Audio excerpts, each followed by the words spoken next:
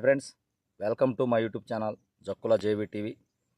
గత కొన్ని రోజుల నుంచి చూస్తున్నాం, సోషల్ మీడియా కావచ్చు, ప్రింటింగ్ మీడియా కావచ్చు, రాజకీయ నాయకులు కావచ్చు, రకరకాలుగా విభజించబడి మన రాష్ట్రంలో, మన దేశంలో రెండు వర్గాలుగా విభజించబడి శ్రీవారి లడ్డు గురించి కొట్లాడుకుంటున్నారు.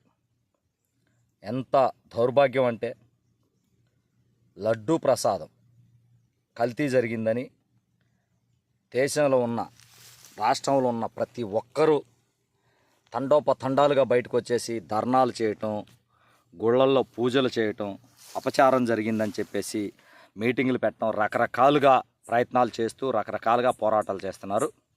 వీరందరికీ మనస్ఫూర్తిగా ధన్యవాదాలు తెలుపుతున్నాను. ఎందుకంటే ఒక స్ఫూర్తి, పోరాటం చేయాలనే ఒక తపన, కసిగా బయటికి రావాలి, తప్పుని ఖండించాలనే ఒక మంచి ఉద్దేశంతో వీళ్ళు బయటకు వస్తున్నారు. అక్కడ తప్పు జరిగిందా లేదా అన్నది పక్కన పెడితే, తప్పు జరిగిందని ఒక వర్గం, జరగలేదని మరొక వర్గం చాలా కసిగా మీడియాల ముందుకు వచ్చేసి పోరాటాలు చేస్తున్నారు. వీళ్ళందరికీ మనస్ఫూర్తిగా ధన్యవాదాలు తెలుపుతున్నాను. అయితే ఇక్కడ నేను కొన్ని విషయాలు ఈ సమాజాన్ని అడగదలుచుకున్నాను.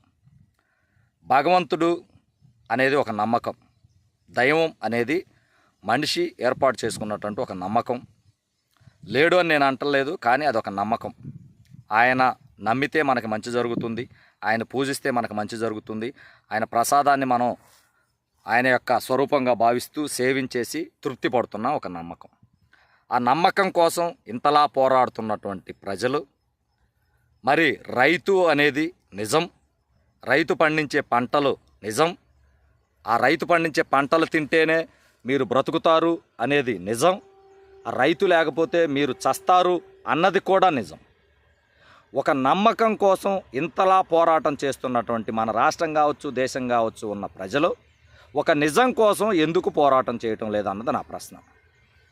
ఎందుకు అడుగుతున్నానంటే నేను ఈ మాట, ఈ రోజున వ్యవసాయ రంగంలో ఉన్నటువంటి రైతులు అప్పుల పాలై నష్టాల ఊబిలోకి వెళ్ళి ఆత్మహత్యలు చేసుకుంటున్నారు.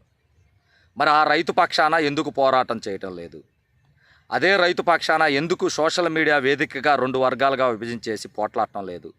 అదే రైతు కోసం ఎందుకు ఛానల్స్లో డిబేట్లు పెట్టడం లేదు? అదే రైతు కోసం ఎందుకు దీక్షలు చేయటం లేదు రాజకీయ నాయకులు అన్నది నా సూటి ప్రశ్న. ఈరోజు పవన్ కళ్యాణ్ గారిని కూడా నేను ఒకటే ప్రశ్నిస్తున్నాను.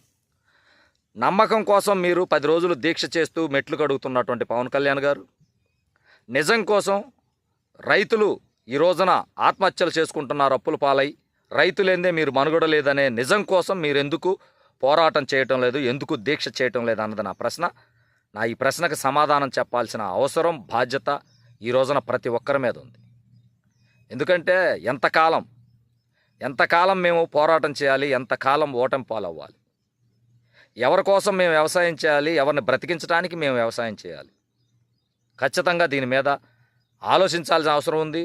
ఈ రోజున ఎవరైతే తిరుమల ప్రసాదం కొరకు పోట్లాడుతున్నటువంటి రెండు వర్గాల ప్రజలు రైతుల కోసం ఎందుకు పోరాటం చేయటం లేదో చెప్పాలి. నేనేమనుకుంటున్నానంటే, మన రాష్ట్రంలో కావచ్చు, మన దేశంలో కావచ్చు, మనుషులు ఉన్నారంటే లేరు అనుకుంటున్నాను. భక్తి ముసుగులో మృగాల్లా ప్రవర్తిస్తున్నారన్నది నా యొక్క భావన.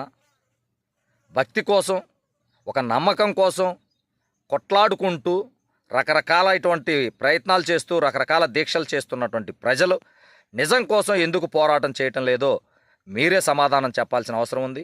నా వీడియో చూస్తున్న ప్రతి ఒక్కరూ ఒక రైతుగా మా బాధ, మా ఆవేదనని ఈ వీడియోల రూపాన్ని మీ ముందుకు తీసుకొని వస్తున్నాను. నా వీడియోలో ఏదైనా తప్పులుంటే నన్ను క్షమించండి. కానీ ఒక రైతును బ్రతికించాలి, నేను బ్రతకాలి, నాతో పాటు రైతులు బ్రతికించాలని నేను చేస్తున్న ఈ ప్రయత్నంలో మీరందరూ భాగస్వాములు అవ్వాలని దయచేసి మా యూట్యూబ్ ఛానల్ సబ్స్క్రైబ్ చేయండి.